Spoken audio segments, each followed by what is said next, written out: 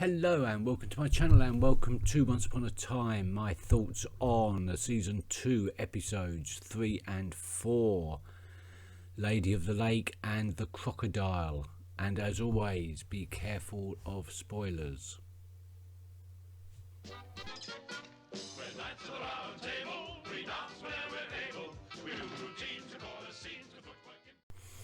Okay, two very different episodes here. Lady of the Lake was a very deep and reflective episode, full of dark and emotional imagery. Really, it's telling the story of Emma's birth, because when we last saw the story of Emma's birth, which was in episode 1 or maybe episode 2 of the last season, it was all very rushed. The characters were in a fight against time to get Emma through the portal before the Dark Curse came. And it didn't really give the viewer any time, any pause for thought. First of all, Lancelot delivering Snow White into King George's clutches for him to curse her with, well, a potion to make her barren, which was despicable and horrible. I mean, let's face it, he was getting revenge on her for something, well, James did. And James only did what he did because King George was basically a horrible person to virtually everybody he encountered. So, yeah, that heartbreaking scene. And then, of course, we get James's mother being shot by the poisoned arrow and sacrificing the only chance she had of saving her own life to cure Snow White of her curse, which, yeah, it tugs on the heartstrings. The saddest moment of the entire episode, I think, was just after Snow and Emma have their first real mother-daughter conversation, in which Emma really bears her soul about what it was like having to only rely on herself. And we've already seen the disgusting foster home that she was fostered to, so God knows what happened. But then, as Emma walks away, Snow just looks back at the nursery that she'd built and never got to use. And all the regret, all those feels just filled me up. It was a really dark scene. As for most of the rest of the episode, it fell rather flat in my opinion. It didn't really progress the story that far, and where it tried, it didn't succeed. I'm talking about Henry in the Vault, which had lots of suspense and lots of expectation, and yet we don't really know what Henry discovered down there. We know what he saw, but we don't know what he thinks he saw. And David came down and rescued him before we found anything out, and before Henry was able to find anything out, which I thought was a bit of a it's just a strange move, I thought. Lancelot, I'm in two minds about whether I like him or not. We saw some redeeming features of him, but not enough. He was the one that delivered Snow into King George's hands anyway, so I don't like him for that. And in the latter part of the story, he was Cora having killed him long ago, so how long ago, I don't know. I do wonder, though, whether the Lady of the Lake that raised Lancelot is the same Lady of the Lake that we met before, the Siren. Because Lancelot didn't show that much emotion when he found out that the lake had dried up and it was James that had killed the Siren. So are we going to see another Lady of the Lake at some point? The destruction of the cabinet poses some interesting possibilities. I mean, we saw in the next episode, in the Crocodile, what she's going to use it for, but how that's going to turn out, I don't know. I'll talk about that in a minute.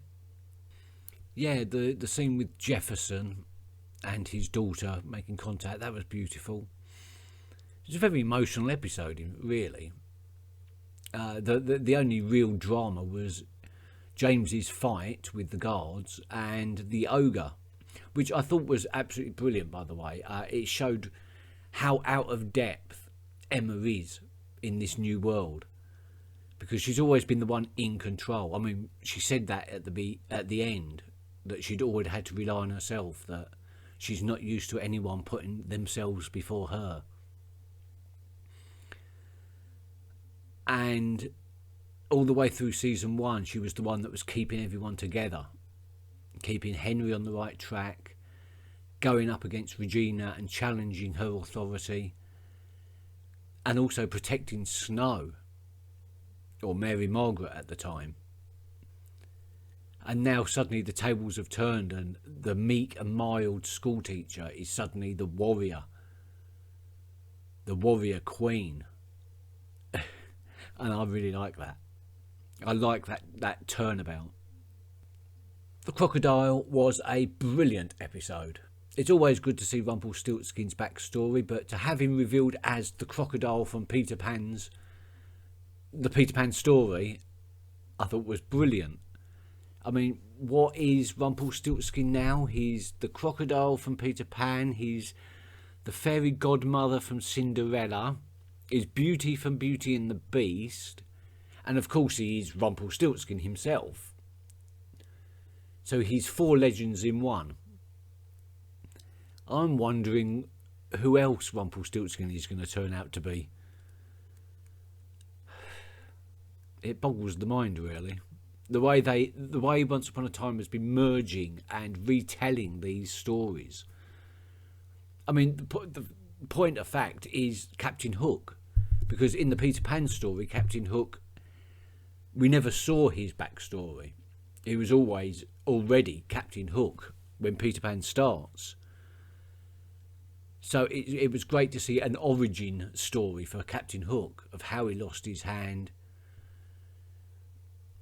and how he got to Neverland in the first place. And at the end, we see him back in the Enchanted Forest. So I really would like to know about his adventures in Neverland. And I think that's going to be some time. Mila, didn't like her character at all. Wasn't particularly glad that she died, but I wasn't particularly worried either, or upset. She was portrayed as quite a despicable human being. I'm not entirely sure that is really justified, but stupid certainly. I mean, who would taunt their ex-husband, knowing that their ex-husband is one of the most powerful beings in the world?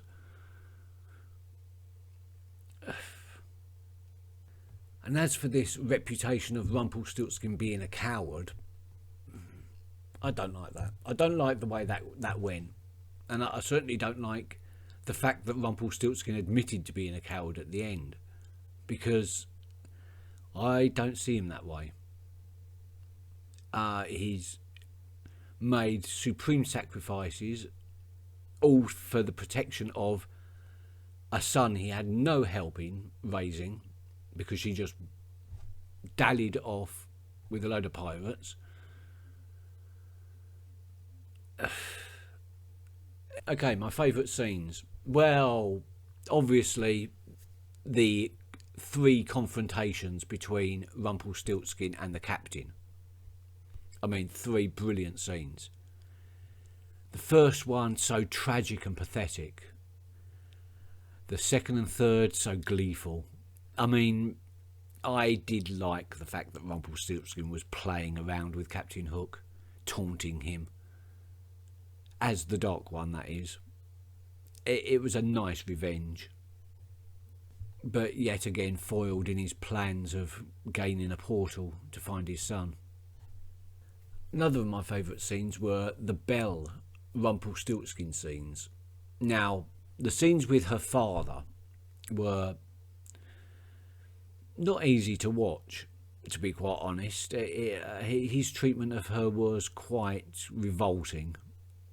I don't like him.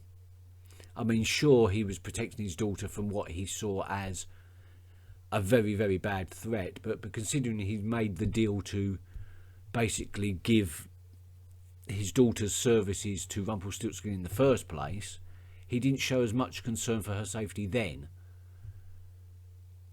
So what's that really all about? It's not about her safety, that's for sure. It's about control, as she said. And I'm glad that she took control of the situation and told her dad no.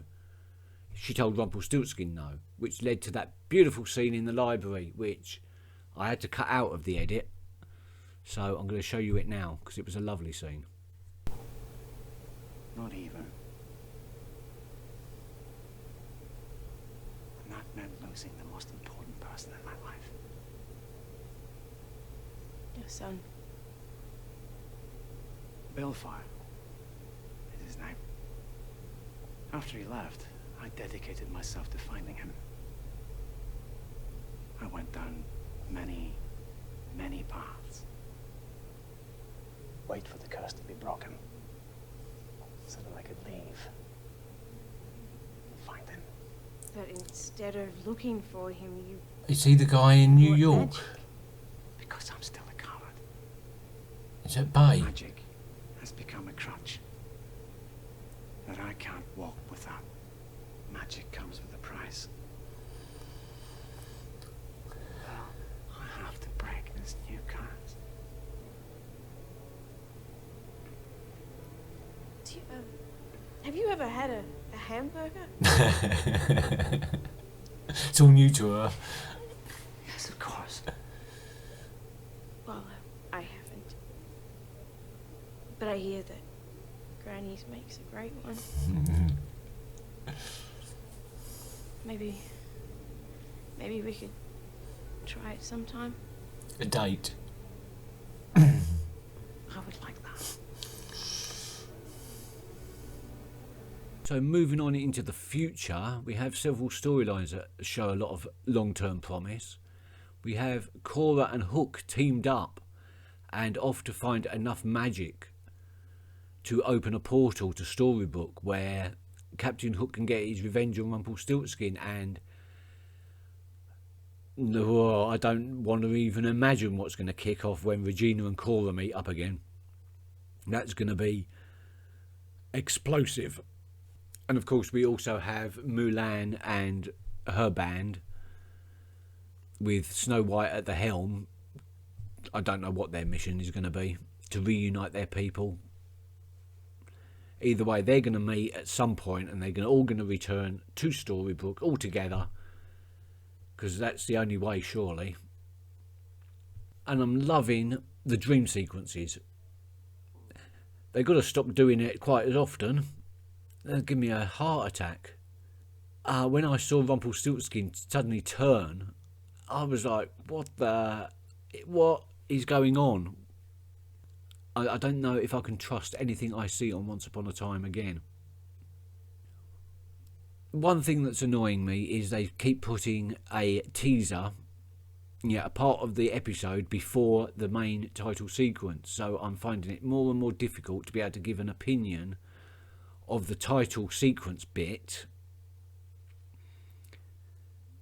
in the introduction, because I have to try and skip past the beginning and not see anything in order to get that beginning bit. So I might be doing that prediction slightly differently now.